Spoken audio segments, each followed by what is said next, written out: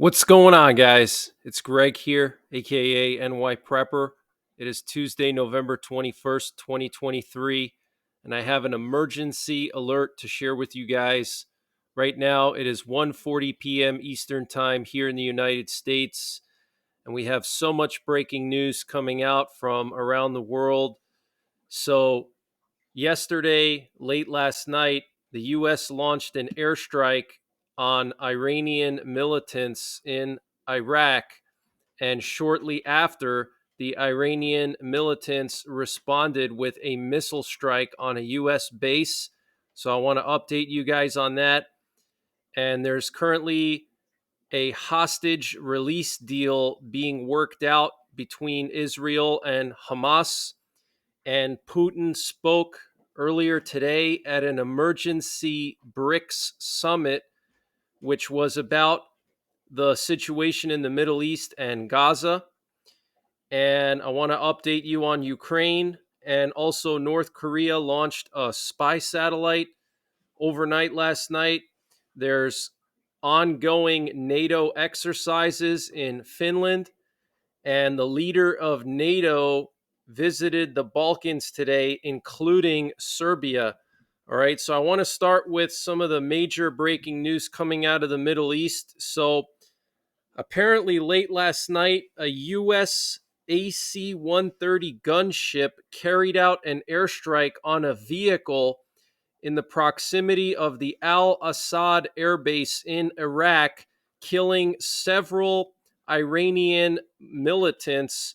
A U.S. defense official told Fox News the vehicle carried out an attack on the Al-Assad airbase in the last 24 hours, the official said.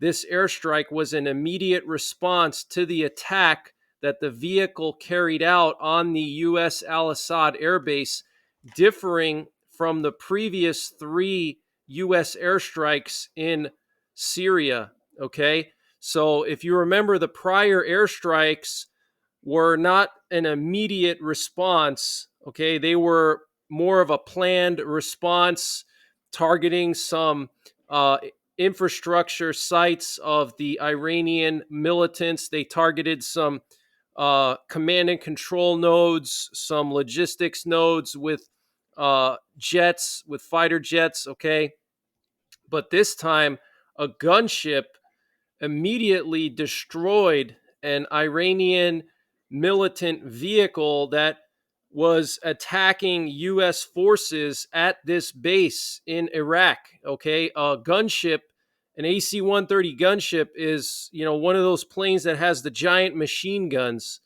Okay, so they literally machine gunned the crap out of this vehicle and probably killed all the Iranian militants in that vehicle. So this is crazy, guys. Things are really heating up in Iraq and Syria, and this is just what they're telling us, okay? So that's probably the tip of the iceberg. Remember, whatever the government tells you is always just the tip of the iceberg, okay? If they say that, X amount of people were injured, you got to at least multiply that number by 2 or 3 to get the real number, okay? Because it's not in the government's interest to tell you the full truth, okay? There's various reasons for that. There's political reasons, there's diplomatic reasons, and there's also operational security reasons, and also to prevent panic. So there's a lot of reasons why they're not going to tell you the full truth. But the fact that they're, dribbling out this information to us, it's pretty concerning. It sounds to me like there's basically a full-blown war going on in Iraq right now between U.S. forces and these Iranian militias, okay, or militants, whatever. So this is going to escalate, and it's just going to get worse and worse to the point where we're going to have to strike Iran to teach them a lesson and say, listen, Iran, stop sending your jihadists over to Iraq to attack our bases, okay? And, there's so many different theories you could have about this situation. Are we letting this happen on purpose? So this way we have a justification to attack Iran. Is this a way for Biden to boost his popularity before the election? There was a new poll that just came out showing Trump is now beating Biden by 2% in one of these mainstream media polls. So now Democrats are panicking, okay, because despite all of these phony trials and the 100+ felonies, okay, he's got more felony charges against him than O.J. Simpson and Jeffrey Dahmer combined. Still, it's not having the effect that they want. So, what's another way to defeat Trump is to have Biden look like a hero by striking these Iranian militants that are carrying out attacks on U.S. bases, or even strike Iran directly and denuclearize Iran, which would put Biden in the history books. Okay, if he were to do that, that would be historic, and that would leave a legacy for sure. So this is very serious, guys. It sounds like there's a full-blown war going on between U.S. forces and these Iranian militias in Iraq and Syria, and the Islamic resistance of Iraq carried out their own attack on the U.S. forces at the Al-Assad air base after this strike, and apparently they launched some missiles at the base, and I have some footage here showing those missiles being launched. But here's an official release from the Islamic resistance of Iraq claiming responsibility for a retaliation against those strikes on that vehicle. And here's some video footage that the Islamic resistance released showing them launching these missiles towards the Al-Assad air base. Okay, these are not, tiny little grad rockets. Okay, these are, short range missiles similar to like an Iskander or a Scud. They have a large warhead. They can travel fast and far. I mean, this is no joke, guys. What's going on here? And then we have Yemen seizing control of that cargo ship in the Red Sea, and it's currently being held in Yemen with over 50 crew members on board that are from Western countries, okay? And now we moved one of our Marine Expeditionary units closer to Yemen.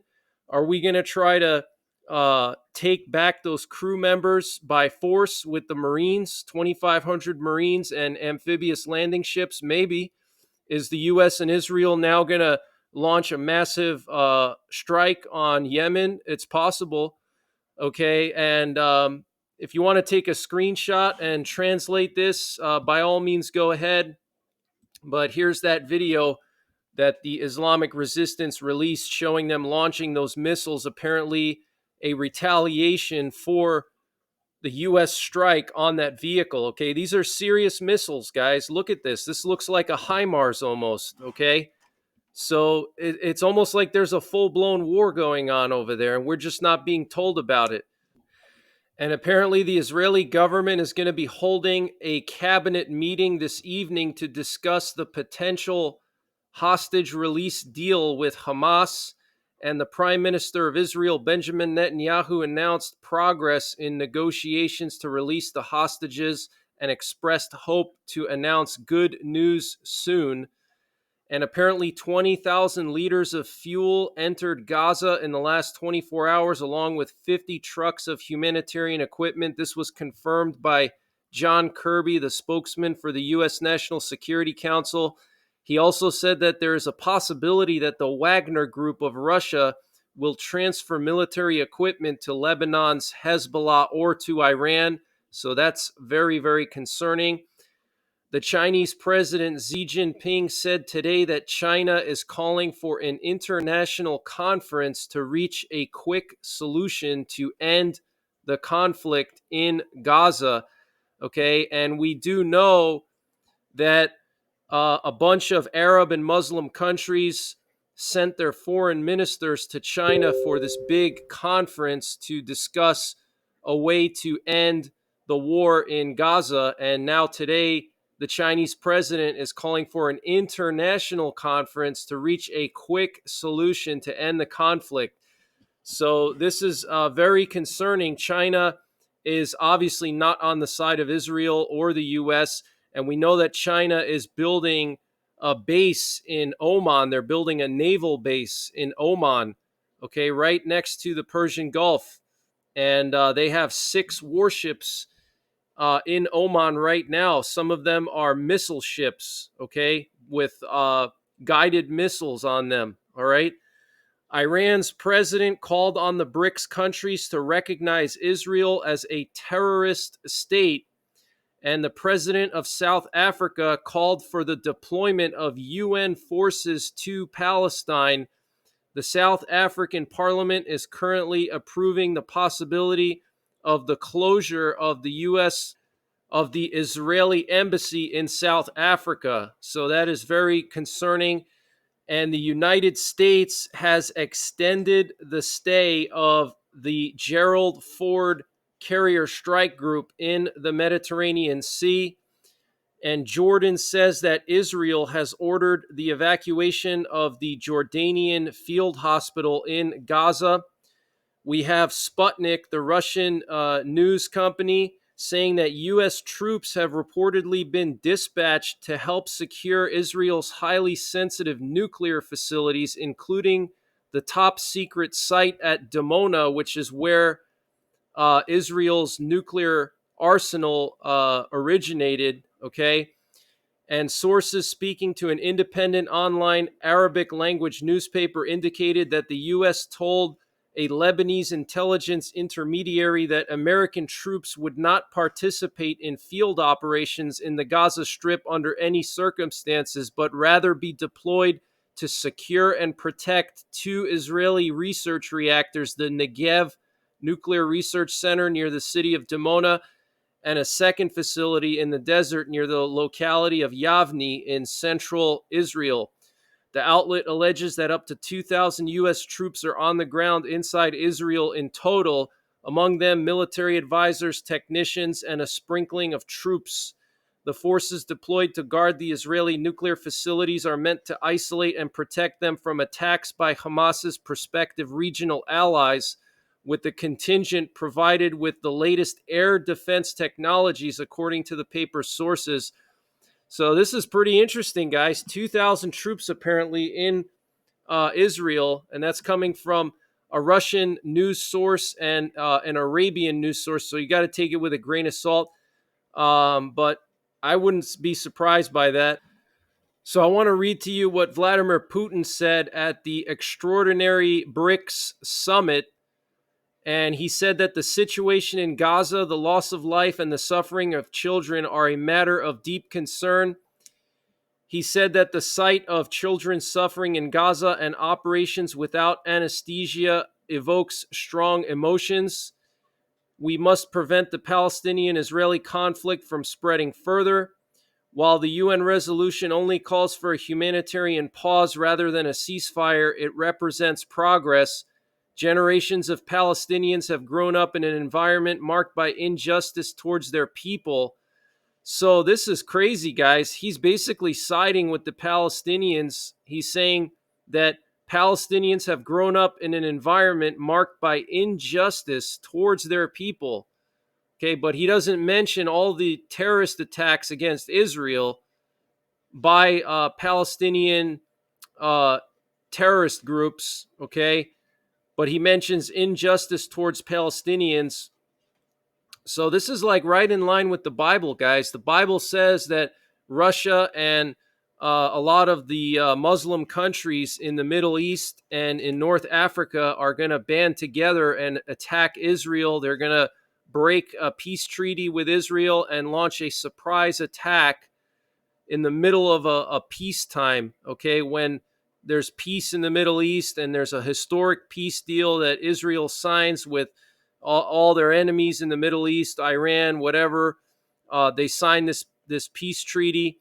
And then after 3.5 years, Russia and all these countries, including China and possibly North Korea, they all band together and launch a surprise attack on Israel, breaking the peace treaty. Okay, and this is coming right in line with Bible prophecy, guys. Russia is siding with the enemies of Israel under Vladimir Putin.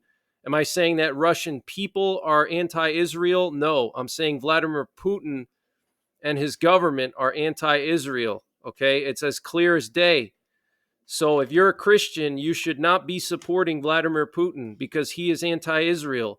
Okay, he's proven it time and time again. And he's saying it in his own words that Palestinians have grown up in an environment marked by injustice. I'm going to continue reading what he said. He said, "It is important to express gratitude to the Egyptian president for assisting in evacuating Russians from the Gaza Strip. History has proven that U.S. attempts to unilaterally resolve the Palestinian-Israeli conflict have been unsuccessful.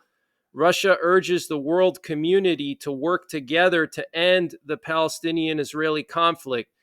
Okay, so him and also Xi Jinping, they're calling for some kind of international, body to force Israel to give up, okay, and stop their operation, basically. They're trying to get the whole world to force Israel into this peace treaty is basically what he's saying, okay? They want to force Israel to make peace after they've been attacked for years and years by all these different terrorist groups.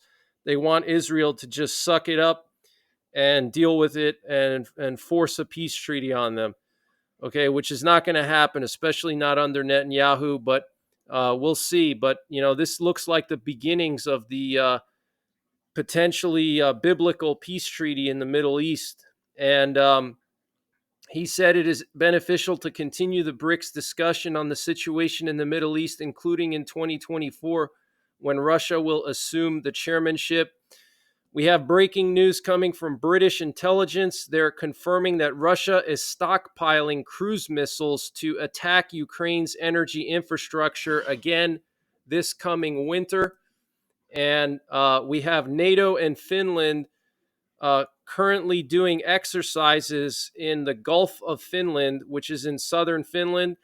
They started yesterday. They're going to last until December the 1st. And apparently a Finnish F-18 squadron, various Finnish warships, and Finnish Marines are participating in the exercise. 10 U.S. Navy F-18s are participating, and 2 patrol aircraft of the French Navy are participating, and the permanent group number 1 of the NATO naval forces is going to be participating, which is a total of 30 ships and vessels. The exercise is apparently in response to a scenario of a crisis in the waters of the Baltic Sea and the Gulf of Finland. And the training is taking place amid the controversial closure of 4 border crossings between Finland and Russia. These are the busiest border crossings that Finland has with Russia. Okay, so that is a serious diplomatic move by Finland to close those border crossings, and they're considering closing their entire border. Okay, and they're also putting up concertina wire along their border to keep migrants out. Germany is going to provide Ukraine with a new military aid package worth a total of 1.3 billion euros, according to the German Defense Minister Boris Pistorius. The new package will include, in particular, 4 more Iris-T air defense systems and artillery missiles. So the Iris-T air defense system is basically an air defense system built off of the air-to-air missiles that NATO uses on their fighter jets. So they've adopted these missiles that are normally used for dogfighting, like if one fighter jet wants to shoot down another fighter jet, they've adopted those missiles to use as air defense, which is pretty cool because those missiles are cheap and we have a lot of them in NATO inventories. And I believe they use the AIM-9X Sidewinders for those missiles, okay? So we have lots of those, thousands and thousands, and they're cheap to produce. Ukrainian pilots are now starting their training in Denmark on F-16s, and the Washington Post is reporting that the U.S. will send HIMARS to Ukraine very soon with a surprise. Okay, what that surprise is, I have no idea, but obviously maybe some kind of an early Christmas gift Maybe they're going to have ATACMS with a singular warhead. The U.S. has already given ATACMS to Ukraine with the multiple warheads. They're smaller warheads that could be used more for like anti-personnel. So they're long range like the ATACMS, but they don't have a singular large warhead. But what Ukraine really needs is the singular large warhead so they could target hardened facilities and hardened targets. Now, we have some controversy going on in Slovakia and also in Poland. A lot of the Slovakian and Polish truck drivers are not happy with the policies of the European Union for allowing all the Ukrainian truck drivers coming in with less restrictions. And because of that, Ukrainian truckers are out competing the Polish and Slovak native truckers. And so in Poland, the truck drivers have been trying to block the border crossings so Ukrainian truckers don't get in. And now Slovak truckers are doing the same thing. And so last night, apparently there was a brief blockage of the main border crossing with Slovakia and Ukraine. And so the head of the Slovak Truckers Union said that they were not involved in this, but they are going to wait and see what's going to happen in the near future when Polish, Ukrainian, and EU officials have a discussion on the matter. And then they're going to decide if they're going to do more blockages and things like that. But this is just another negative side effect of the war in Ukraine. But I think they're going to work it out, just like they did with the grain situation, where the Ukrainian grain was flooding Europe and it was out competing the Polish farmers. And there was a big controversy over that, and they worked it out. So I think this is just a situation where they need to sit down and figure out how it can be done so it's fair for Ukraine and also fair for Poland and Slovakia, so Poland and Slovakia don't get hurt by all these Ukrainian truckers coming in, and out competing the local market. And Jens Stoltenberg made a high-profile visit to the Balkans. He visited Bosnia and Herzegovina, and he also visited Kosovo. And then afterwards, he went to Serbia and he met with the Serbian president, Aleksandar Vučić, and they discussed the possibility of resuming joint military exercises between Serbia and NATO, which is very, very interesting. And the president of Serbia apparently supports this, and he sent a request to the Serbian parliament to consider the decision. So this is very interesting, guys, because Serbia has always been a staunch ally of Russia and very anti-NATO, and Russia has always used Serbia as a foothold in the Balkans, an anti-NATO foothold in the Balkans. But now it looks like this new president is trying to get closer to the EU, closer to NATO, and he probably wants to do it in such a way that doesn't upset a lot of the hardline Serbians in his country. He's trying to make himself look like he's kind of more in the middle rather than just going full pro-EU and pro-NATO, which could cause like a civil war in Serbia. He's trying to do it like slowly. So this is some positive news here.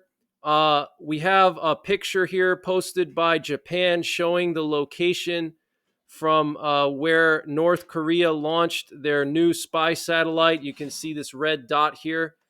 So this spy satellite, I mean, who knows what's on this thing? Is there an EMP device on it? Very possible. Here we have a video showing a US P-8 Poseidon sub-hunter plane that crashed in a bay off the coast of Hawaii. It was supposed to land at an airport and it missed, and it had to do a landing on the bay. Fortunately, all the crew members survived, so nothing too crazy to report here.